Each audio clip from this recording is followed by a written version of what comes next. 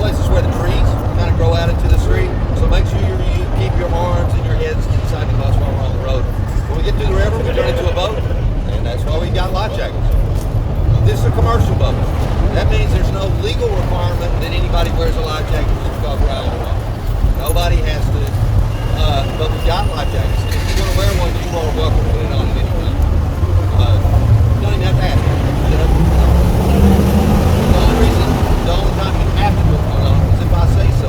So if I say so, don't panic. There's plenty of them. Best thing to do would be for one person or a family to put the life jacket for yourself and the folks in the room. I'll show you how that works. This is a life jacket. Now there's two sizes. This is the standard size. This is for everybody that weighs 45 pounds or more. If anybody doesn't weigh 45, they would need one of these. Y'all sat in the perfect spot. Because these are all the children right above you. Okay? All the rest of them are going to be this size. But guess what? They all work the same way. So what I'm going to show you now is work for each size. So when we get it out, But I asked you guys how to spell duck. when we get it out, it's going to look like this. It's got a strap around it. So the first thing that you do is find this clip. One strap comes down like this. There's no front or back to it. It'll go on this way or this way. So whichever way you're facing it, you just got to pull it open like that. Pull it over your head. One strap goes around you one time. And it puts back to this ring. That's pretty much it. If it's too loose, you can pull on this and make it tighter. Or if it's too tight, you can fiddle with these two rings and get some slack. But that's it. So to reiterate, how many straps? One. How many times does it go around you? One. And oh yeah, I forget. Which is the front and which is the back? Doesn't matter. Doesn't matter. Okay, very good. Have you located your emergency exit? Out. If I say get out, get out. Another thing, man, overboard is pretty unlikely. The only way it's going to happen is if you jump out or get thrown in. So don't jump out, throw each other out. But if somehow, some way, somebody goes over the side, tell me. You're that guy. If it happens somehow, make sure I know. If I'm driving, I might not even see it. So just say, man overboard or person overboard. I'll jump up. I got a life ring right here. That's what that's for. I've also got life jackets. Do that. I may ask one of you to help me. But if I need you to help me, I'll ask you to. Otherwise, please stay in your seat. The only way I can move around is just barrel off, so it's important to stay clear if we have an emergency. Last thing is fires. Fires are really like, if we had a fire, it's most likely be the engine compartment. The only way to have a fire back here is if y'all set it on fire. So don't set the boat on fire. No smoking allowed. That way, all I got to worry about is the engine. If there's a fire there, I have a kick system. From right here, I can pull a handle on it, flood it, chemicals that'll put out. So I can take care of that. All y'all have to do is come on, listen to my instructions. And we got a portable there, a couple there, one there. We got a first aid kit. We got about 3 days of rations. High-powered rifle in case we see any bears. That's too much. No. But, yeah, we got everything we need. Any questions? All right. Ready? Ready, buddy? Yeah. You excited? I'm excited.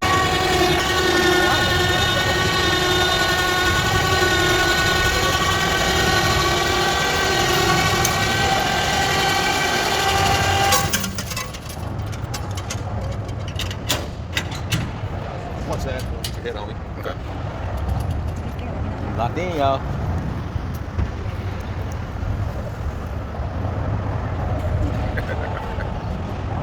Oh God. Listen, look. Cassidy, you the one that'll go overboard. I know you. You want me to get down there. Ooh, hold on to mommy. He, I think, won the Academy Award, and Gary Cooper won the Academy Award for that. It's a great movie, actually. If you like old movies, it's one of my favorites. She ain't ready on this time. Got a baseball stadium up there on the right up on that hill. You can kind of see the Klieg lights through there. It's AT&T field, home of the Chattanooga Lookout They're a AA affiliate of the Cincinnati Reds. Been around for a long time, since 1885, I believe. So they're an old team, and they even made a little bit of baseball history back in the 1930s. Do you want to be in the sun? The New York Yankees came down here You want to sit next to you? So in the spring of 1931 in April for You can sit next to Daddy. an exhibition game. It's a fight time. Well, the Lookout, they just hired a 17-year-old girl as a pitcher. Her name was Jackie Mitchell. She's a local girl, really great left-handed pitcher, and they hired her back in 1931, which is pretty unusual. Well, the game starts, starting pitcher gives up some runs, so they put in Jackie Mitchell for her first professional game. 17-year-old girl. She goes up to the mound, first batter she faced was Babe Ruth, the Bambino. But she struck him out. She struck out Babe Ruth, and she struck out Lou Gehrig that day. She had a brilliant game. And you know what? About 2 weeks later, they banned women from professional baseball. You got a red story. peppermint? Huh? You got a red peppermint? I don't know. I think I might have one. You want to sit next to Daddy? Now this is the IMAX Theater, and then that's the 2 aquarium buildings. And this is all, the IMAX is part of the aquarium, so when you get tickets, you can get like a triple deal for all 3 of them. They used to have a boat too. You can do all 4 of them, but the boat's gone. But you know, that's kind of the star of the show, the aquarium. The star of the show in downtown. And I'll tell you more about how it fits into our history once we get on the river. We get a good look at it.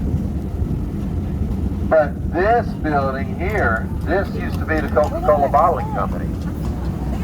You know, Coca-Cola bottling started here in Chattanooga. Now I know y'all are all from Atlanta and you're going, wait a minute, this guy's lying. But you know, when Coke started, it wasn't in a bottle, was it? You went to the soda fountain at the drugstore or the movie theater or something like that, and you got your Coke in a glass. There were a couple of guys in Chattanooga thought that it could be bottled, and that would be a good business idea. So they went down to talk to Asa Candler, who owned Coke at the time. And he said, I don't know, I don't really think that's going to work. Bottling it. Coke in a bottle? No, I don't think so. So he wouldn't do it, but they just kept going down there. They kept pestering him. He finally got so annoyed with him that he said, look, I don't want to have anything to do with it, but I'll sell you the rights for $1. So they bought the rights to bottle it for $1, and of course, it was a huge success, and it was it's been very important to Chattanooga. Coca-Cola bottling has been one of the economic engines of Chattanooga. You know who's from here? Samuel L. Jackson. Now this is Market Street. Usher is too. This is like Main Street in Chattanooga. We have a Main Street, but it's not really the Main Street. Market Street is it. Old Chattanooga was set up like this. You had this Market Street, buildings running north and south just like there is today, and then a block over was Broad Street, which was just a wide dirt track where the delivery wagons operated, and they deliver their goods in the back, and they would sell everything out here in the storefronts over here on Market Street. It used to flood a lot here. There were 2 main reasons for that. One was that before the TVA dammed the river was a very wild one, and it overflowed its banks all the time, very frequently. The other reason is that the streets of Chattanooga were about 10 to 14 feet lower than they are. This was like a deeper little valley here between these 2 hills. And in 1867, there was a flood that was so bad that a steamboat left the river and drove right up Market Street here, all the way to 5th, which is the next street. Drove all the way up here, and the mayor got out there and said, please turn around, you're going to run aground, and then when the water goes down, we're going to have a steamboat in the middle of Chattanooga, and then what are we going to do? So he did. He turned around, he went back, and never ran aground. But after that, they decided they better do something. So in 1875, they started bringing in wagon load after wagon load after wagon load of dirt and rocks and fill of all kinds, and they just spread it around. They just actually filled in this valley. 10 to 14 feet, right around the existing buildings. So buildings from that era, if they had a basement back then, now they have 2 basements. They have every first floor became a basement. That's what I'm saying. And so there's some first floors that are basements, and then there's some buildings with 2 levels underneath the street. We call it underground Chattanooga. I'm going to try and show you something here. I'm going to go through this. Nobody's seen it today. I've tried to point this out. But if you look at this building, this is the old Loveland building. As we go through the intersection, look to your left, and you are going to see right at the sidewalk level, you're going to see how there are little brick arches right at the sidewalk. Just past that fire hydrant. Anybody see that? The little brick arch? Anybody? Yeah. Didn't see it, did you? Well, what that was, if you saw it, was the top of the first floor building, the original first floor of that. Okay, I'll have to show you something else. Nobody's seen it all day long. But I can't really stop because there's always people right behind me. Sunday's better because the traffic's not as bad. I just stop. Make people go around. Now, I'm going to show you something up here that it's easy. It has nothing to do with underground Chattanooga, but if you don't see this, we need to get you an appointment with the eye doctor. There's a building with a big brass dome on it, brass colored dome. Okay. Right there with a flag on it. Everybody see that? All right. That's the Ox building, OCHS. Named after Adolph Ox. He was a newspaper man in here. He founded the Chattanooga Times. He was here during the 1800s, and he was a tireless booster of Chattanooga. He loved Chattanooga. And that's why everybody was kind of flabbergasted. He just up and moved to New York City one day. Went to New York City. People do that sometimes. They just move to New York. I don't know. So he went up there, and he put together a little newspaper up there. You might have heard of it. It's called the New York Times. Yeah, he started the New York Times. And the Ox family, they're pretty prominent. But they say Oaks, I understand, in New York. They don't pronounce it the way we pronounce it. And I'm not really sure which way is correct. He was his parents came from Switzerland, so it's a German name. I can turn. This is MLK. Oh, sorry.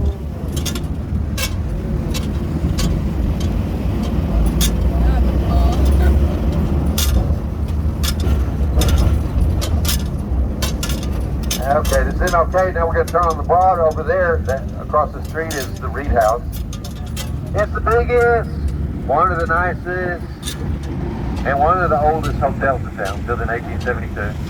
There have actually been 2 hotels here. There was the original Crutchfield House, which was really big too. It was about 6 stories, but totally out of wood.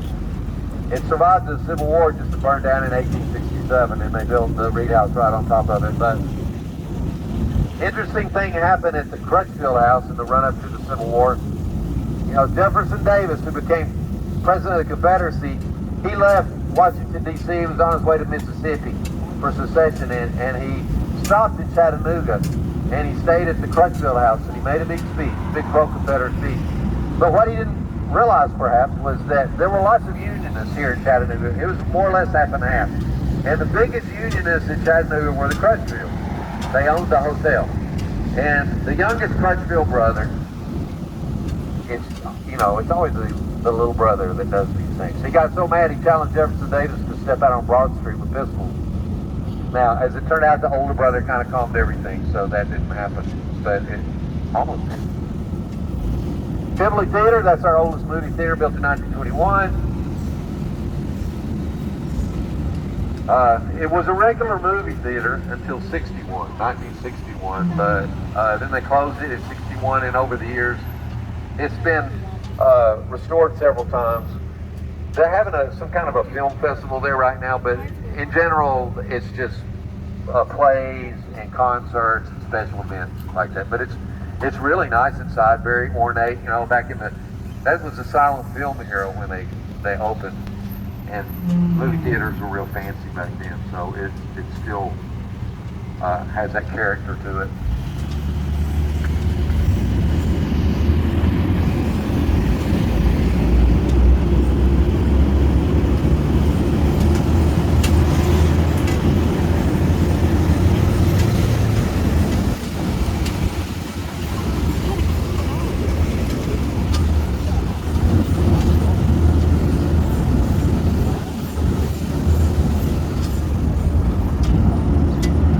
So, back to underground Chattanooga. Here's something that will give you an idea. If you look at this level, this next level of the parking lot down there, that's where Chattanooga, that's the level of all of Chattanooga, back before they began the big project to fill it in. So, you can imagine that versus all this. That took a lot of dirt. You may be wondering, where did they get it? Well, if you see that hill up there, that is Cameron Hill. Cameron Hill used to be as tall as the building on top of it. That's Blue Cross Blue Shield. So a lot of the dirt down here, they just excavated off of Cameron Hill and brought it down here and dumped it. As you get through this intersection, you'll get a better look of what I'm talking about. You can see the building better. That's what Cassidy one right there. Yeah, see that hill used to be as tall as those buildings. That's probably what Cassidy was on right there. 5 guys. Now this is the sports barn. It's a workout facility now, but it used to be a barn, a real barn. There's actually, this building has 2 levels beneath the street. But they kept horses and mules there. They were for the horse-drawn trolley, which operated out of this building. So in the morning, they bring the animals over, they hitch them up, and then they go out on Market Street, and they do basically the salute that we just did. They go up to 9th Street at the time and turn around and come back down here, and then go back in and get fed, water. 2 nice restaurants there now. That's Walk-Ons, which is a sports bar, and Big River, which is a microbrewery. But they have good food there.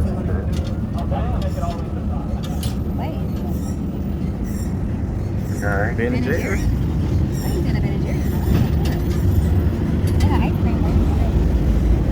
Hey, buddy.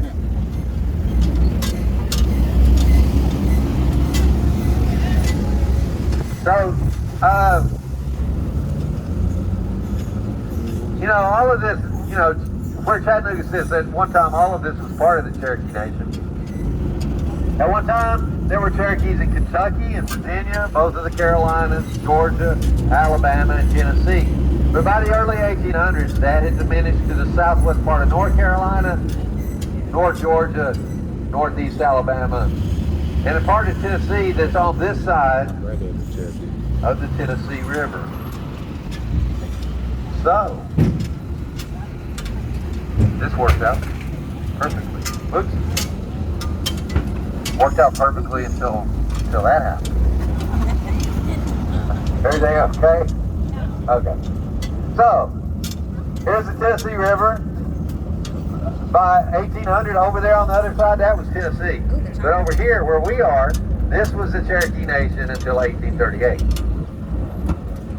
The riverfront on this side, from that bridge to the next bridge, is called Ross's Landing. It's named after John Ross. He was a 1/8 by blood Cherokee man who had a trading post and a ferry right back there. In 1828, Congress passed the Indian Removal Act. They wanted all the Indian tribes east of the Mississippi to move west. About the same time, John Ross here became principal chief of the Cherokees. And under him, the Cherokees resisted moving for 10 years. They went to the Supreme Court twice. Second time, they won. But the president then was Andrew Jackson, Old Hickory. He was from Tennessee. He just refused to enforce it. That enabled the state militias to come in, and they started making people leave on what became known as the Trail of Fear. That was in 1838, and Chattanooga became an official town the next year, 1839.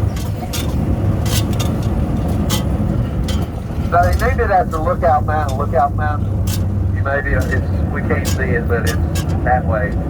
But the Chattanooga is a Creek word toward Lookout Mountain.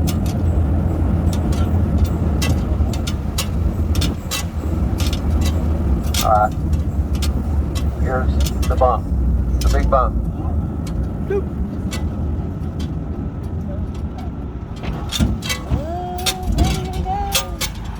But it's pretty close to this variable right in here. In John Ross's day, it was already a river port here, in the late Cherokee period. They already had, at first, just keel boats. Keel boats were just wooden boats without propulsion. They just floated down with the current.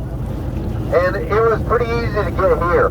But when you drifted another 10 miles or so, there was a few problems, because there used to be a big whirlpool down there. It was called the Suck. After the Suck, there were a bunch of rapids. The pot, the frying pan, the skillet. These were all pretty difficult obstacles. And for a long time, they kept steamboats from coming up here. But eventually, a steamboat did make it. The Atlas came up here in 1828. And after she did it, other steamboats came. So Ross's Landing, by the end of the Cherokee period, was a pretty busy river port, steamboat port. But after the Trail of Tears, the railroads came. So it became a railroad hub as well. So when the Civil War broke out and made it an important military target, there was a lot of fighting around here, and Chattanooga was captured in 1863 by Union troops, occupied for the rest of the war. But then, when the war ended, Chattanooga started becoming an industrial town. They started building iron foundries, and for about 100 years, this was one of the major industrial towns in the South. But 1969, Walter Cronkite, some of y'all probably remember him. Walter Cronkite went on the news one night. He said the most polluted city in the United States, Chattanooga, Tennessee. And right after that, they passed the Clean Air Act, the Clean Water Act.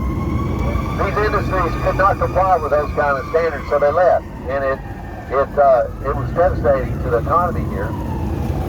So in '83, they came up with a plan. City leaders came with an idea. They called it Vision 2000.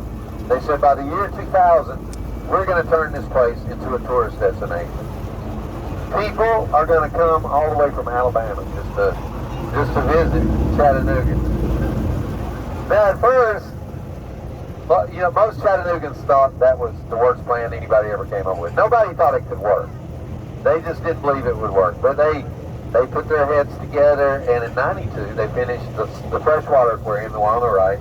It was a huge success. So they built an ocean aquarium, they built the IMAX, they had their boat, and that's the aquarium. And it really was the catalyst that changed everything here.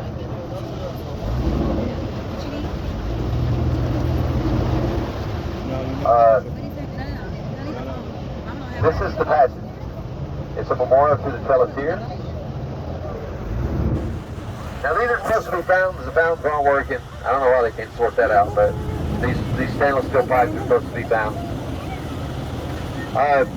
But it's a memorial to the Trail of Tears. In 1838, 16,000 people were forced to leave.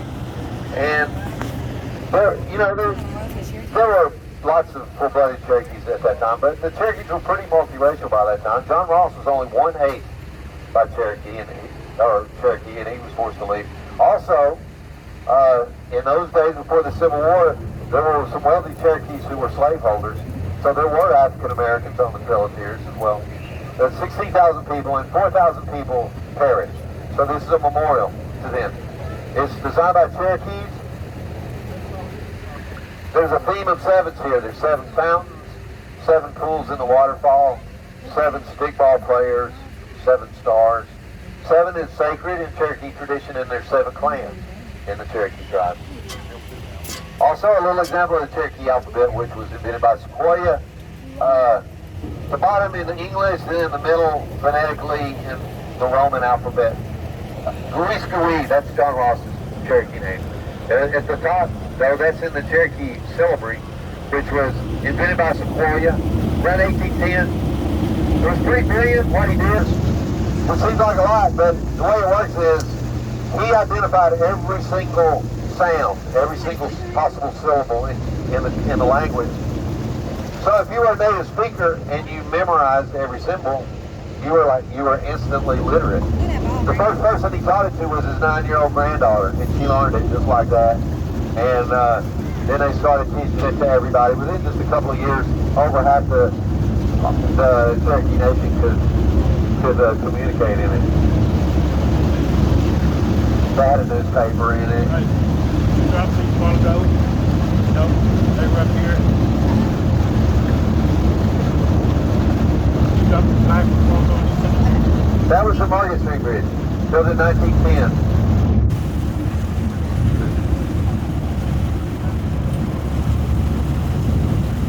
I think these little yellow buoys over here for the swim.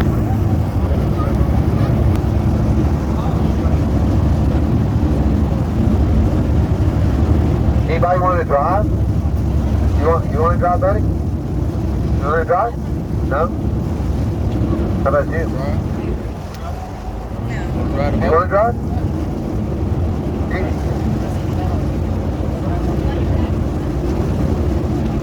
Ladies in the back? You want to drive? No? You want to drive, bro? Okay. Well, we'll get somebody to break the ice. You know, I've done a lot of trips. I get kind of tired.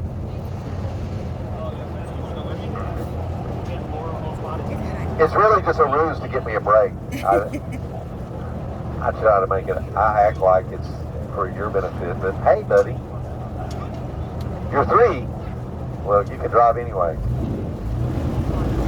Nah, nobody's too young to drive. What's your name?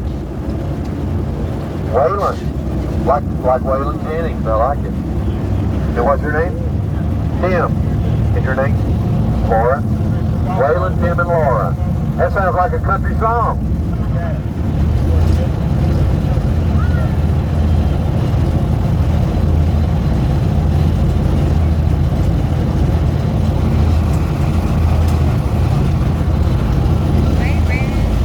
So this next bridge, this is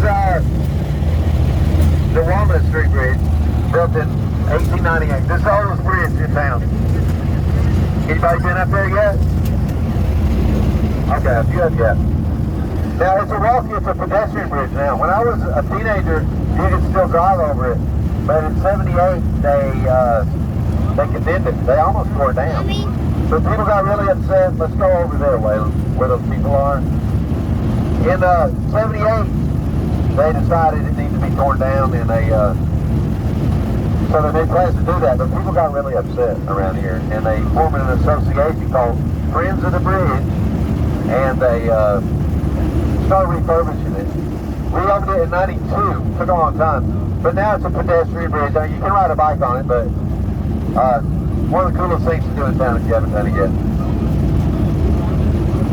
Yeah, we gotta go. We have to go over there to that dock over there, Waylon.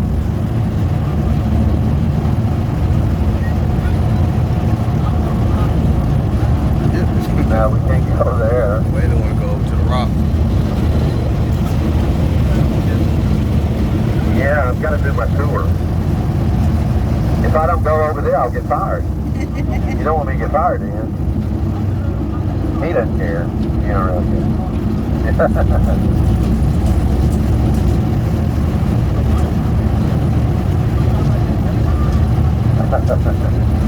Now over here, this is the Hunter Museum up there. It's an art museum. Painting, sculpture, photography. Started in the old mansion. You can see the roof of the mansion up there.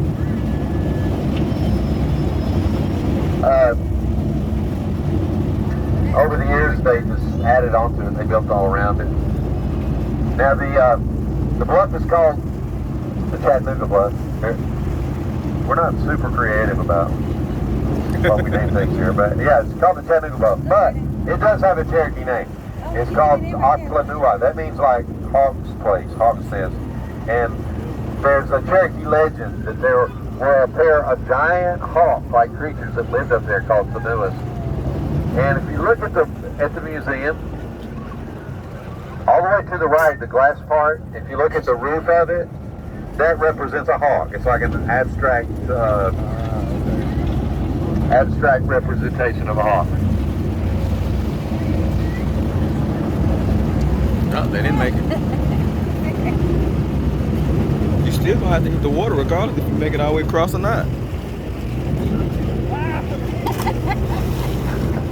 right, let's get out of here. Yeah, just a little bit further out this way. This is like It's fine. I mean, we got tires underneath it. All that might happen is the tires touch. But we'll get just a little bit and then just stay very low. Anybody else want to try it? How about you? Change your mind. All right. What's your name? Huh? Casey. Chase. What's your name? All right, Chase. Just keep heading straight up that way. So we call this McClellan Island. But you know what they used to call it? Yes. That's right, Chattanooga Island. Back around 1900, it was called Chattanooga Island. This is where, you know, the working folks that worked at the foundries and whatnot, this is where they came on a weekend like this. And they would camp out and picnic. Lots of people. I mean, there are people here now, but this is nothing compared to the way it used to be back then. There'd be hundreds of people over here. And, the man that owned it, he didn't really care. But there was one person that didn't like all these gatherings. The lady that lived right up there. The beige-colored house with the big chimney. That was Mrs. McClellan. She lived up there, and she didn't much like it. Because in those days, it wasn't overgrown like this. It was kind of an open field. And from up there, she could see everything that was going on. And people would come here, they'd stay for days and days, weeks at a time. They build big bonfires. They play fiddles and banjos all night long. They drink moonshine. They would, and then, things unfold after that. So she didn't like it. So she told her husband, "You got to do something." Well, the only thing he could really do was buy it. He was the richest man in town. Pushed her off the bluff. What's that? He pushed her off the bluff. Oh, push her off the bluff? Maybe that'd be a good alternate story. Let's keep going that way. Just for now. Anyway, they bought it. And for a long time it was posted, but eventually they sold it to the Audubon Society. Or not sold it, they just, turned it over to them to manage. The family did, and now it's a bird sanctuary and a nature preserve. All right, Chase, good job. Let's see who else wants to try it. You're next if you want to go. He'll make it back to us. And what's your name? He'll make it back to us. Cole? Not Cole. Let's see. What we will do, Cole, is turn to your right. Turn that way.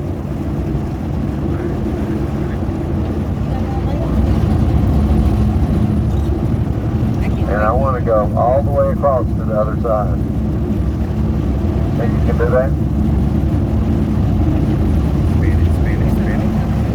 So far, so good. Turn a little more to the right. Not much current.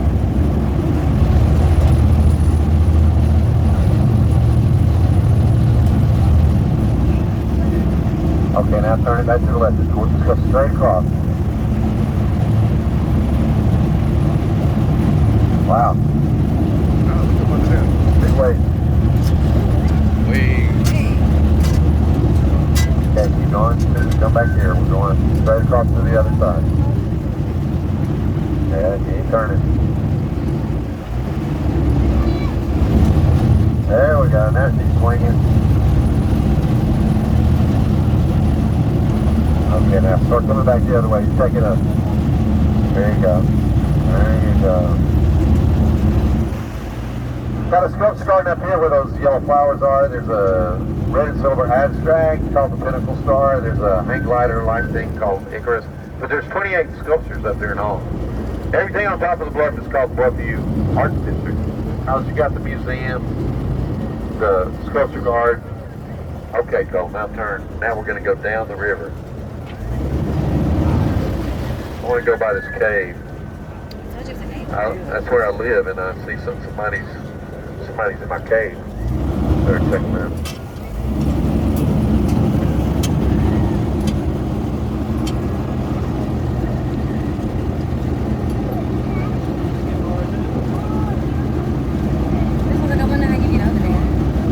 In the canoe. In the canoe. No, most people didn't get over there.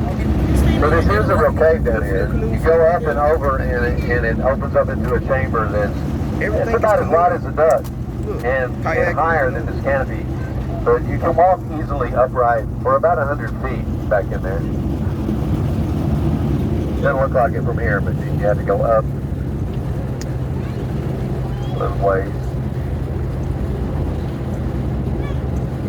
All right, Cole, let's see who else we got. Next driver, does that young man want to drive? Want to drive? Hello?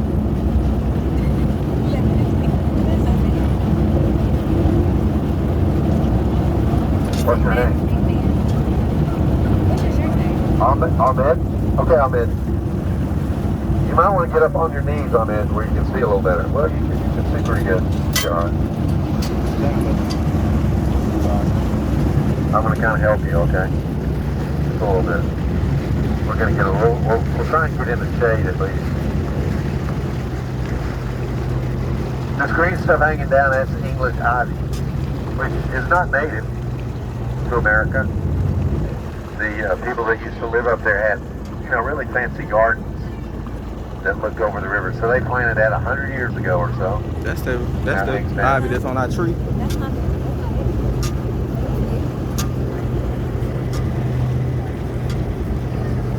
Yep, that's it. That's what's in our So yard. now we know what it is. Then. English ivy. We go along here, we're going to see these iron rings. There's one right there. See where the water's dripping down, and then there's an iron ring about in the bluff, about 3 feet off the water, maybe. And then y'all see it, right? And then there's another one, 6 feet, and then another one, 12 feet. Those are pretty old. They've been there since before the Civil War. There used to be a blast furnace here where the trees are, and the boats that brought in their raw materials, the coal, coke is actually coke fired, or the what do you call it, the iron ore. They would wrap up right here, and they had a conveyor system that was attached to those rings.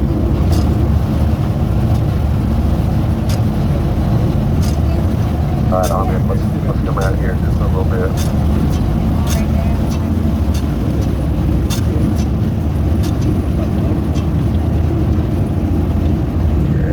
There we go. All right, buddy. Good job. Very nice. Ladies. Hey, buddy, if you want, you can sit up on your knees. Look, that's one of those power. Yeah, I think that one, it'll lift up. If it goes fast enough, it lifts up. All right, Brady, let's come back. Yeah, let's come back over here.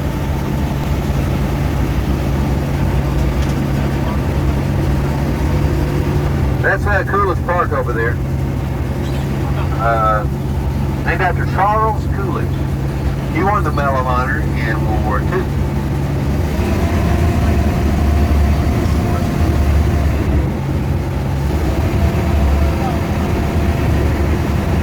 And right there. There's that. We can see the blue railing. That is called the Tennessee River Park. Where it goes through Chattanooga is just kind of just a walkway, but it goes 7 miles that way, all the way up to Chickamauga Dam. And up there, I don't want to scare these people.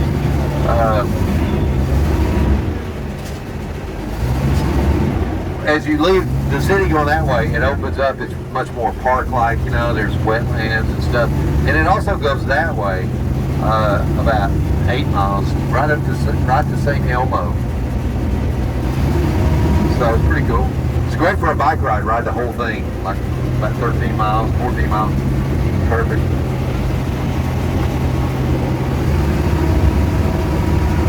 Okay, ladies, are you ready now? You should. Okay, you're ready. Okay. Come on down. All right, come on. Some way down there, and you just steer it. Keep it out in the water. Turn back to the right. Okay, come to the right a little more. Now, watch it. Just turn it until you see it start swinging out here. Okay, now it's swinging, right? So just let it come. And when it gets kind of straight up and down, now turn it back the other way. Until check it up. That's called checking it up. That's the park over there. That's called Renaissance Park. There are trails that wind through the woods over there. It's kind of a nature park. But it's also a memorial park to a contraband camp from the Civil War. Oh, you talking What that was about? during the Civil Kayaks. War. We have to figure out a place to get the boats to get over there. Former slaves Kayak would over leave there. wherever they were held in the South, and know, they'd go there's looking for the Union Army, We had to come where back they'd another be time. under their protection, males of age could join the Army, etc. So, since there was a Union garrison here in control of Chattanooga, lots of former slaves came here, and that's where they settled, right over there. About 3,000 people at one time.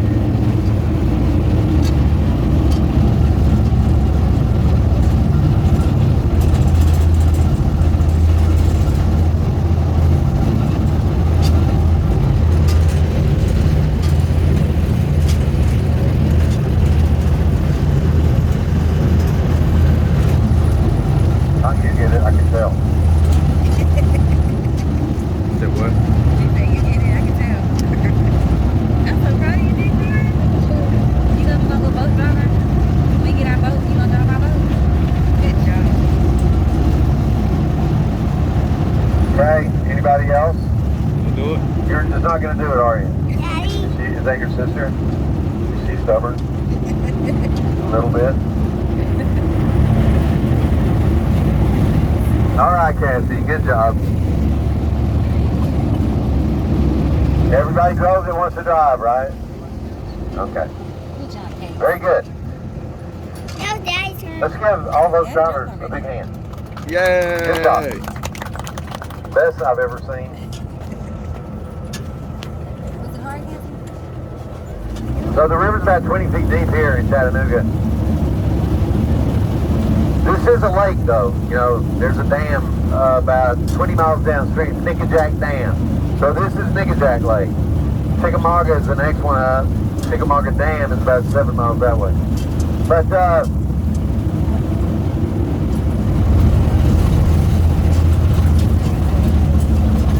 so this is a lake. Now here in Chattanooga it's about 20 feet deep, but if you go down to where the whirlpools, where the whirlpool was and the rapids, that's about 80 feet deep down there, and if you go on past it gets down to 100, 120 feet. So you can see that the bottom of the river drops off, and that's why there were so many rapids before the dam. The way that the steamboats figured out how to come up the river was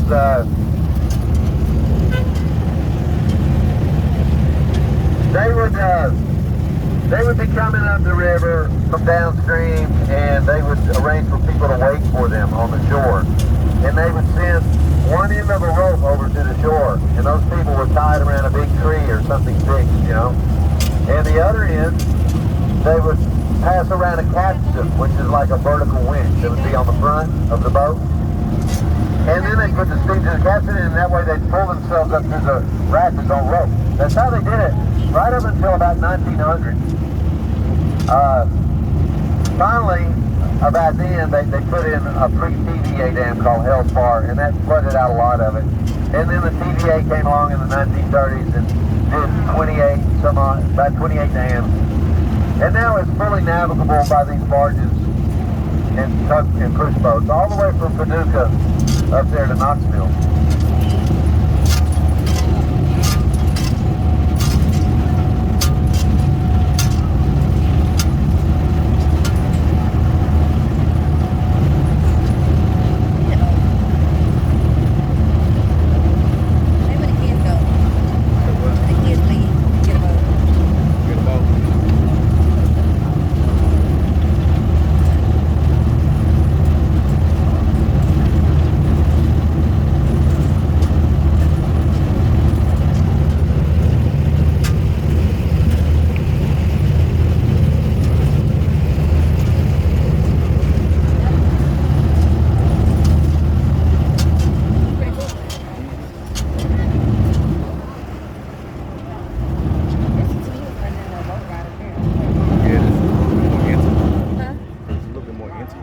That's more intimate.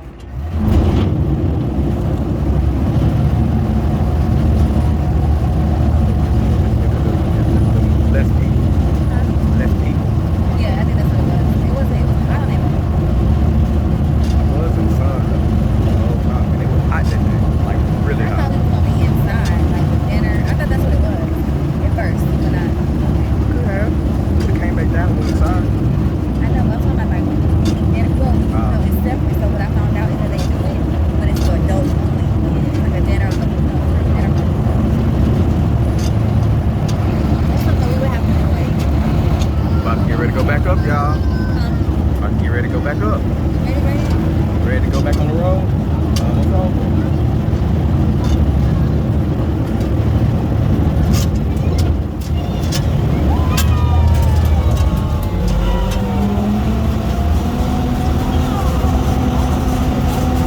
Don't clap yet. We're not at the top yet.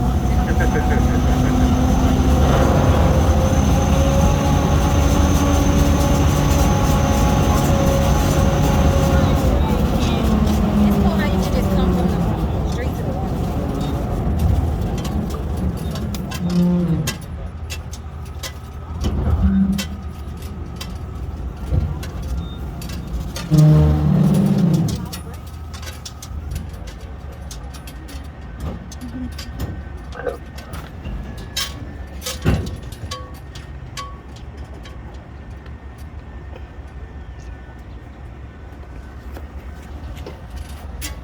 Sit back, Brady. Sit down. All right, guys.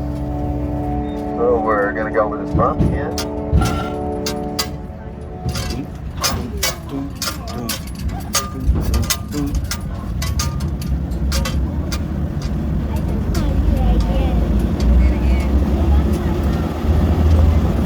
That was fun. That was actually a good little tour.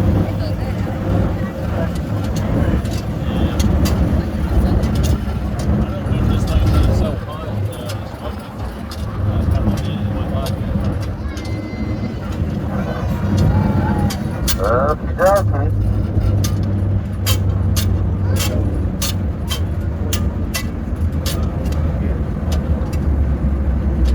All right. Now we're gonna do another bump. This is the hardest bump of all.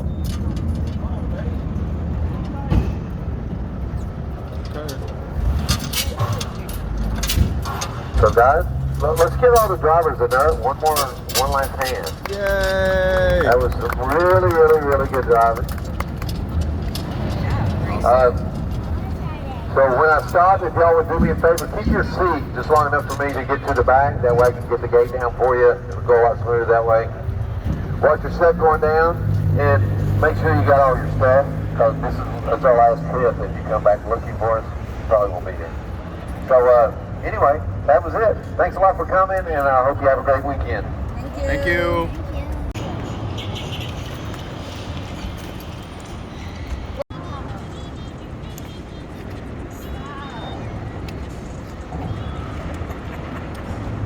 Look, Brady.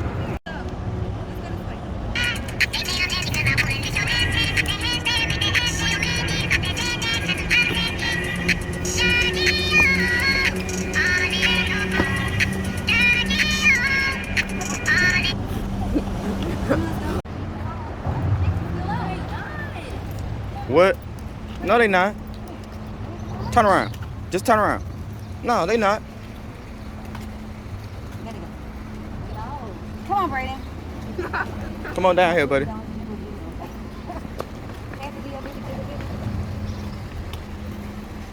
The look of disgust on her face from yet comment.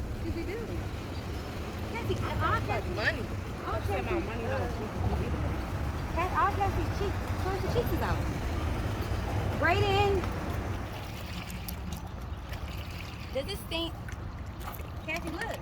Kathy, look. Kathy, I'm not looking at this.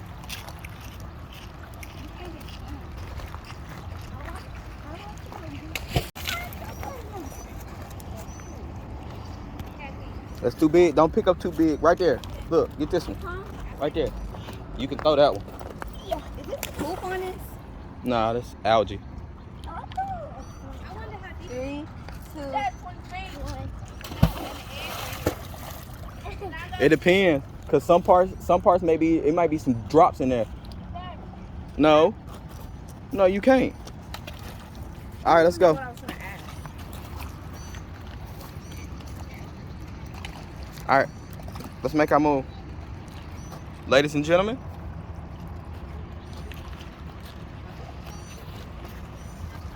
Let's go. Time to go, buddy. Time to go. Let's go back up. Go up. Please, no. Time to go. I don't want to go. Go up. Let's go find something else. Let's go get some bubble tea, Brady.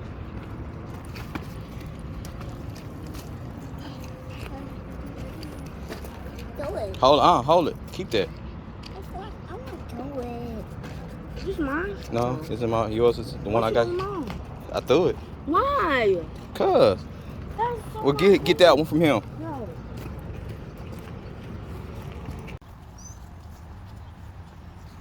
Man, I can't make it. Y'all gonna have to carry me. Man, take your ass up the hill. Your mom can do it. I know you can do it. That's a whole different story. You right. Put that down. Oh. You got your rock? Ready. Walk like this.